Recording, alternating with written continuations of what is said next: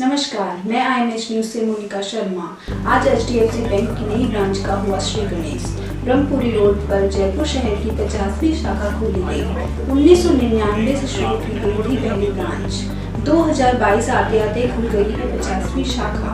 राजस्थान की 53वीं शाखा, जिसका उद्घाटन जयपुर के आराध्य श्री गोविंद देव जी के महंत श्री अंजन गोस्वामी जी ने किया। आइए देखते हैं इस पर एक विशेष रिपोर्ट।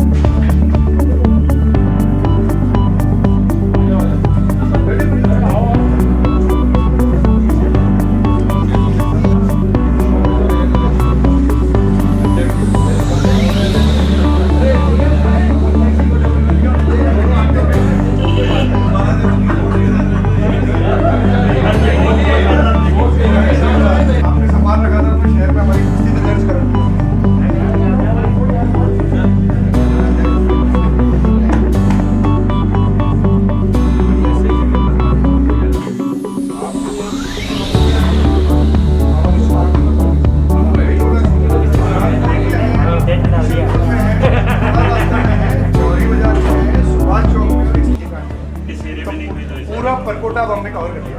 जो जयपुर की शान है ना, ये वॉल सिटी, इसीलिए वो हमने आज हमारे जयपुर की 50वीं शाखा है। ये लैंडमार्क है, सबसे बड़ा जयपुर की 50वीं शाखा है। ये राजस्थान की 253वीं शाखा है।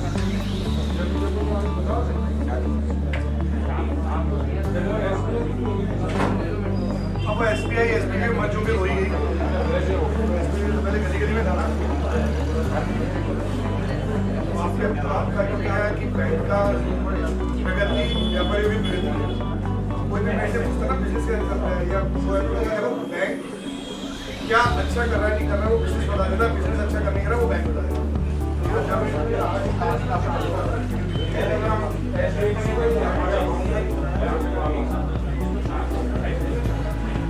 आपको ऑनलाइन क्लास में आपका और सामने वाली पार्टी का बटन दबाया, पैसा गया। मतलब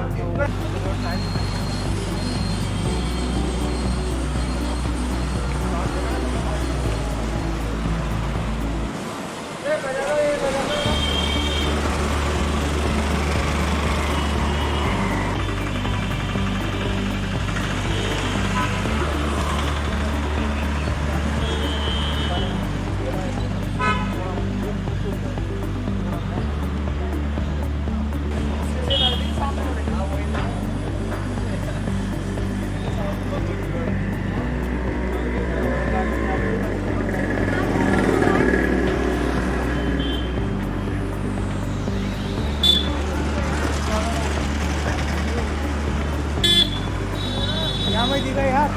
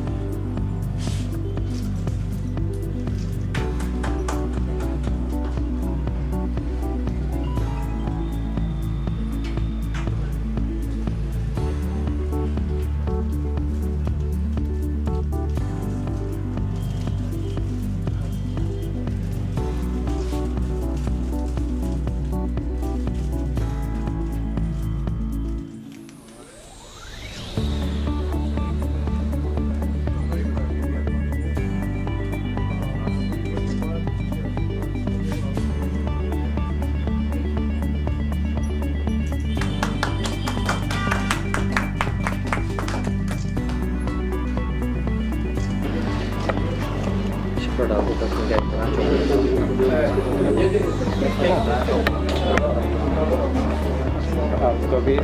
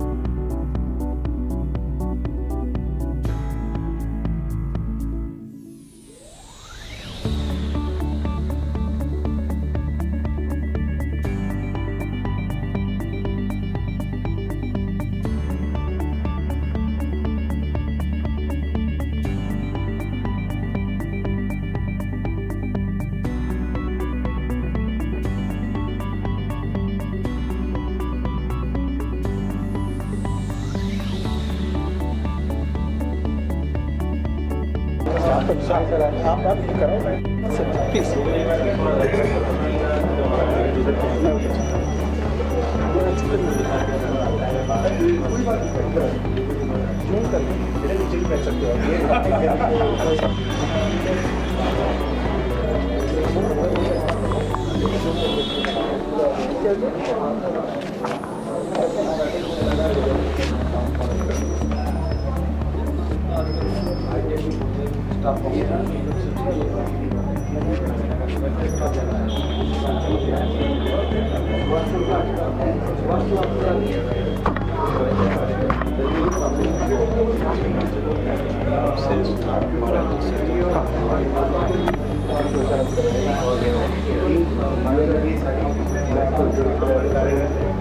पीछे बता दो कौन कौन क्या है।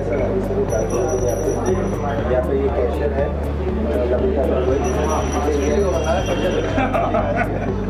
यहाँ पर बैकअप ब्रांच मैनेजर है ये गुलाम और यहाँ पे बीवी सेल्स है। नहीं आपसे तो शुरुआत हमारे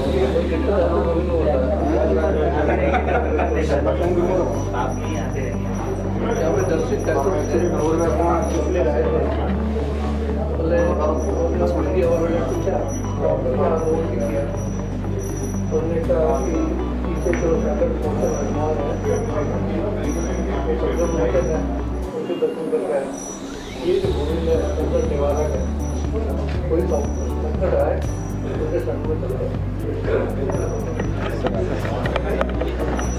नमस्ते सर, जयपुर के आराध्य देव गोविंद देव जी के महन आए हुए हैं, उनसे पूछते हैं इनकी HDFC बैंक का मतलब जानते हैं? नहीं सर, इतना ज्ञान नहीं है आपके सामने का। पहले आपको समझा देता हूँ। जिसका मोह का अंत हो गया वो महंत, और मोह का अंत करके मैं यहाँ आया हूँ। बिल्कुल सही। आम लोगों से मिलता जुलता हूँ। मेरे में कोई ऐसा महंत कोई हाई फाई शब्द नहीं है। हाँ बोलिए आप। नहीं, आपने कहा मोह छोड़ दिया तो सर बहुत आगे की स्टेज आ गई, विवेक से आगे की आ गई। इसी कारण आया हूँ मैं। बिल्कुल सही कह रहे हैं आप। सर क्या शुभकामनाएं देना चाहेंगे बैंक कर्मियों को, स्टाफ को, और क्या तरक्की के लिए कोई ऐसी चीज़ जो इनको आगे काम आए इनके? हाँ, ये 50वीं शाखा के साथ इनकी जितनी भी शाखाएँ हैं और विश्व में भी जहाँ भी शाखाएँ हैं, सबों के लिए मैं ठाकुर जी के ओर से उनका कृपा दृष्टि आशीर्वाद व्यक्त करता हूँ। सब बैंक को उन्नति शिखर में पहुँचे और आम लोगों की सेवा में निरंतर आगे बढ़ते रहें।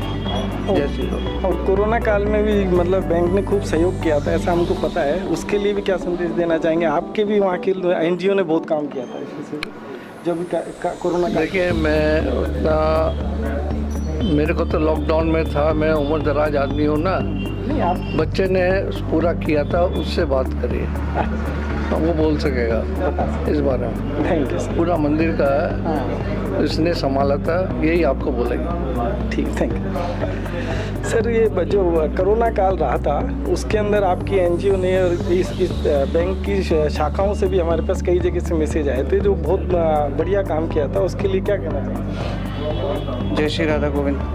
कोरोना काल में सरकार के साथ मिलके हमने परकोटे के अंदर जो बड़ी चौपड़ तक का पूरा एरिया है, उसमें सुबह शाम वहाँ पे 1000 करीबन खाने के पैकेट वगैरह वितरण किए थे 4-5 महीने तक। उसके अतिरिक्त भी जब ये मज़दूर वर्ग यहाँ से पैदल रवाना हुए थे तो उनके लिए हमने एक इनाया फाउंडेशन है, उनके साथ मिलके हमने वहाँ पे जूते चप्पल भी उनको और ठहरने की भी व्यवस्था वगैरह करवाई थी। में भी आगे क्या प्लान कर रखा है आपने? कुछ है आगे तो हमारा निरंतर चलता रहता है। हमने जैसे पूर्व में भी हमने चोमू में 2 राजकीय स्कूलों का निर्माण कराया है। एक तो 8वीं तक का पूरा स्कूल है, एक 12वीं तक का स्कूल है। इसके अलावा भी रैन बसेरा हर प्रतिवर्ष हम लोग लगाते हैं मंदिर की तरफ से, और भी सामाजिक कार्य में जो भी सरकार के सहयोग से और सरकार के साथ मिलकर जो भी हो सके उसको आगे हम लोग बढ़ाते हैं। जय श्री। बैंक को भी क्या आज आए हैं आप इसकी शाखा के इनॉग्रेशन में, क्या संदेश देना चाहिए? देखिए, HDFC बैंक का शुरू से मंदिर के प्रति बैंक के लिहाज से नहीं, अलग ही प्रेम का संबंध रहा है। और हमारा कोई बिज़नेस ताल्लुकात नहीं है, हमारा एक तरीके से पारिवारिक ताल्लुकात है इस बैंक से। और हम चाहते हैं कि इस बैंक से जो मंदिर का जो दर्शनार्थियों का ऑनलाइन से बहुत कुछ बैंक के द्वारा हो रहा है उसमें और बढ़ोतरी हो, ताकि दर्शनार्थी इसी तरह से क्या बैंक के माध्यम से भी दर्शन कर पाते हैं। ये फैसिलिटी हमने HDFC बैंक के थ्रू करा रखी है। तो हमारा यही है कि ये काम और आगे बढ़े। और हमारा एक बैंक के साथ एक ऐप के ऊपर भी काम चल रहा है। अगर वो जल्दी से जल्दी अगर लॉन्च हो जाता है तो उसके ज़रिए दर्शनार्थी HDFC बैंक के थ्रू मंदिर में डोनेशन भी दे पाएंगे और अलग से ठाकुर जी के लाइव दर्शन भी कर पाएंगे। जय श्री राधे।